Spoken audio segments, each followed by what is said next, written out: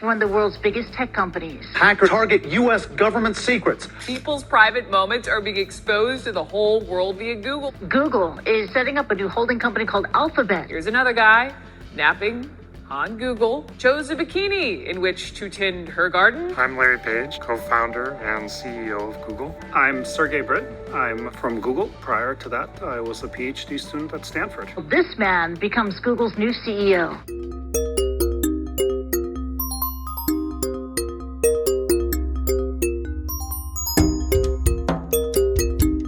Google is on a relentless search for the best answers. This is at the core of everything that they do. Today, billions of people worldwide use the hundreds of products that Google creates, and they steward products such as YouTube, Google Search, Gmail, and Android. Their passion for building technology began in Sergey and Larry's dorm rooms, and that passion has never left. Alphabet Inc., formerly known as Google, is a collection of a wide variety of businesses, specializing mainly in internet services and software industries. Each of Google's core products and platforms, such as Android, Chrome, Gmail, Google Maps, Google Play, Search, and YouTube, has over 1 billion monthly active users.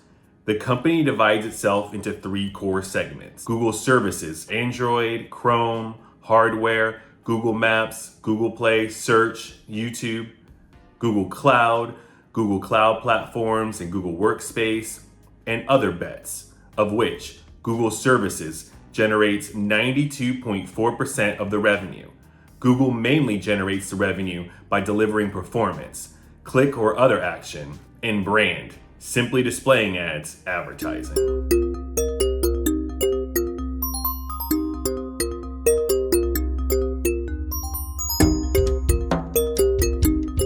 In 1995, Larry Page was considering attending Stanford University. Sergey Brin was already a student there and was tasked with showing Larry around. They may or may not have agreed on much during their first encounter, but the next year they began a partnership. They created a search engine with links from their dorm rooms. This search engine that determined the importance of individual pages on the World Wide Web was called Backrub. Luckily, they quickly changed the name from Backrub to the name we now know, Google. The name is a take on the mathematical expression for 1 followed by 100 zeros. In August of 1998, a Sun co-founder wrote Larry and Sergey a check for $100,000, and this was the birth of Google Inc. They soon moved from their dorms to a garage in Menlo Park, California. The first Google Doodle was in 1998. It was a stick figure for visitors to the site to know they were out of office at the Burning Man festival. Google created the first self-serve online advertising platform with Google AdWords in the year 2000. Ads were shown at the right-hand side of the search results. It used an auction system where the higher the bid, the higher the results on the page. Google Image Search started in 2001 as a response to users trying to see pictures of Jennifer Lopez in the Versace gown she wore to the Grammy Awards in 2000. Google Image Search later became Google Images, and this is a Google search engine where users can search the internet for images. Due to users' issues with a lack of quality email from Yahoo and MSN, Google announced in 2004 that they would be launching a free search-based webmail named Gmail. Gmail came out of the gate swinging with more storage than their competitors. They could search every email they had sent or received. They could even organize emails by topic. This announcement was made on April 1st, but thankfully, for the currently over 2.5 billion active Gmail users worldwide, this was not an April Fool's Day joke. In 2005, according to Google, Google Maps was launched to get from point A to point B. Today, Google Maps is used by more than 1 billion people all over the world every month. Google Earth was released a few months later, which shows 3D images of our planet.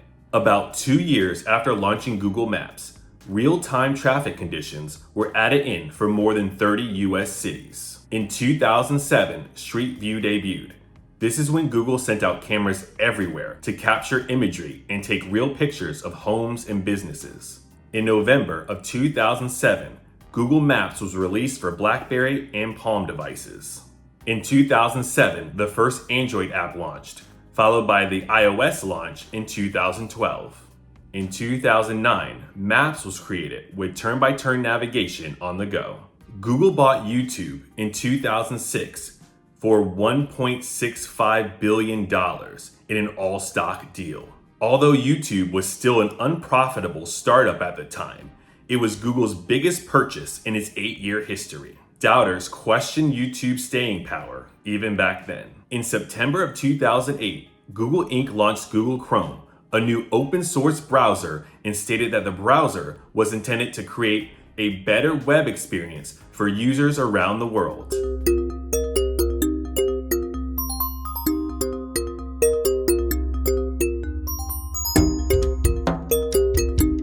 This graph is from Visual Capitalist. It shows Google's market share among search engines as of June 2023. And it's a complete domination.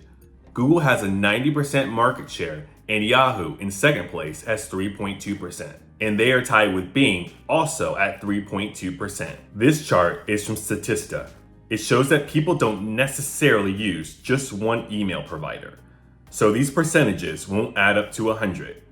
They polled 1,249 people in the US from 18 to 64 years old.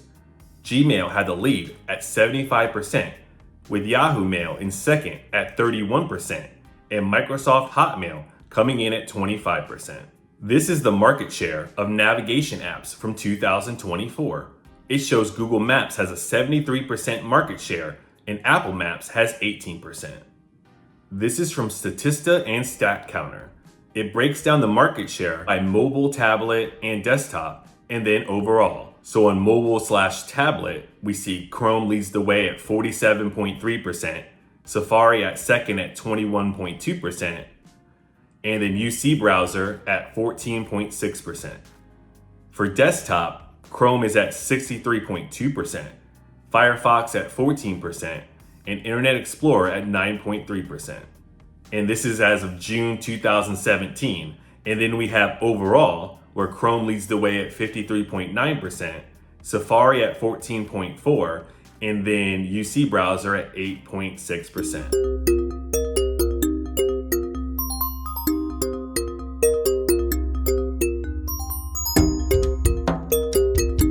Google sells Pixel phones, apps on the Play Store, YouTube subscriptions, and other business services, but they make the majority of their money from advertising.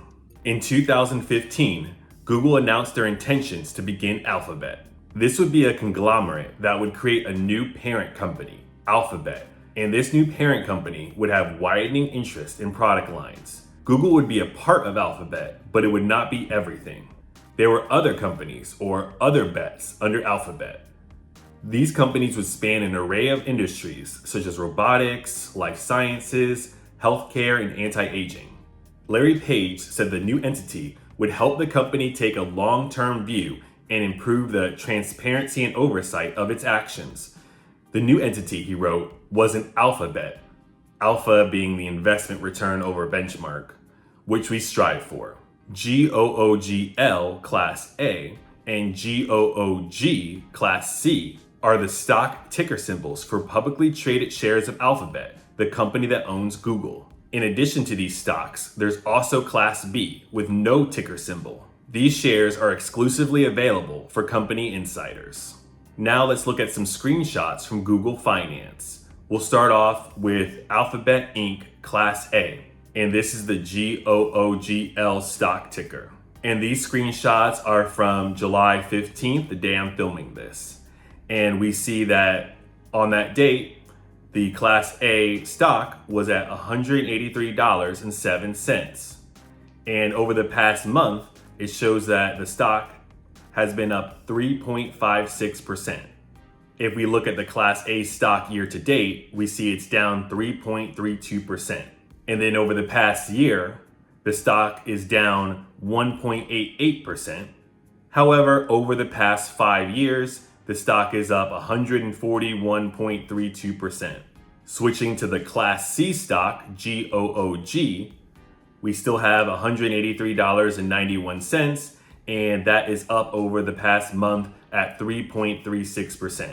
Year to date, the Class C stock is down 3.43%. Over the past year, the Class C stock is down 2.27%. Over the past 5 years, the stock is up 142.7%. Strategic Management Insight created a SWOT analysis, strengths, weaknesses, opportunities, and threats on Alphabet.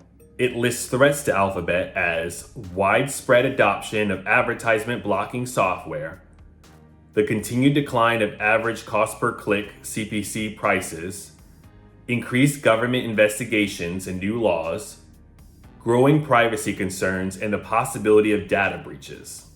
It lists weaknesses of Alphabet as overdependence on revenue from advertising, criticism over patent infringement, copyright infringement, unfair business practices, and violation of users' privacy and tax avoidance, and poor user experience of the Android operating system due to increasing fragmentation.